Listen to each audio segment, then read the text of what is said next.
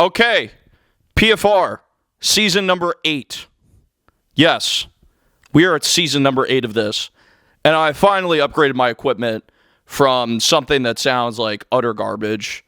You might have noticed last year I was using a lab mic. I still have it. But now I have an actual camera and an actual microphone. You should see the viewfinder actually right now. But let's focus on the game. The Patriots lost 20-13 to the Las Vegas Raiders. Really, the one big storyline is the second half sucked. The loss of Christian Gonzalez for this game, him not being able to play, was huge because it seemed like every single third down, there was a Raiders receiver that had a force field around them, and they were open by 10 yards at least every single time, whether it was Brock Bowers, Trey Tucker, Jack Beck, or the worst of all, Jacoby Myers, because we could have kept him. But Bill was too much of an idiot to keep him. And he was like, no, we got to get Juju Smith-Schuster, who was gone within a year. So let's talk about some positives. Giovanni Brisker, I believe that's his name. I could be wrong. He got an interception and he got a sack. So obviously he had a great game. Other than that, wow. The running game, non-existent. Passing game in the second half, non-existent. Kayshon Boutte had a good game, though. He seemed like a true dependable guy, but everybody else was just not catching the ball. So it's kind of funny that we practice in New England where it rains and there's elements and you have seasons. The Raiders are practicing in Las Vegas where rain is kind of a, let's say, occurrence where if it happens, it's, the lead story of the day. And the Raiders were able to catch everything in the rain and the Patriots weren't. Like, come on. That's ridiculous. As for some of the new additions, I mean, Carlton Davis had that great pick on the tip, but there were some times where he just looked lost. Will Campbell, I believe he gave up one sack. I could be wrong. There was that one play where, of course, Drake May ran up, so that's not really on him. He also had a couple penalties. I think he had like 1 or 2 penalties as well.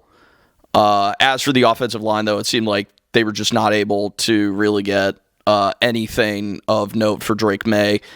Drake May, obviously, he had that costly interception in the third quarter that led to that long drive that I believe led to a Raider score. So that's not good. If you're looking at the Raiders and saying, all right, this is a team you want to set the tempo this year, and you're looking at how they're playing, especially in the first half, where it was like they had that first drive where they scored, and then they didn't score the rest of the half. And in my opinion, there was a couple opportunities. There was one, you had the ball back with about 151 left, and you couldn't score. You get the ball back to start the second half. You go 3 and out. Those are things that you have to take advantage of. You have to take advantage of that opportunity to double dip, get at least some points on the board. Missing a field goal, especially with these new K balls, where apparently they're just super kicks now, where you can kick a ball 60 yards, no doubt. I saw Chris Boswell to win the game had like a 60-yarder at MetLife. These new K balls are incredible. Andres Barralego missed a 44-yarder. That is unacceptable. You miss a 44-yarder with these new K-balls? You hit it wide right? Are you kidding me? That's the difference between having, that game being 20-13 on that last drive and knowing that you could score a touchdown and tie the game versus, we have to get a field goal and a touchdown, so we have to do an onside kick and we have to do all these things. Like, that's ridiculous. That's absurd. So, if there's one solace, it's that I also saw the Miami Dolphins game. The Miami Dolphins are absolute garbage. Tua Tagovailoa had 3 turnovers, including 2 that were awful interceptions. That team is falling apart by the seams, and if they can't beat that Miami Dolphins team, it's going to be another long year.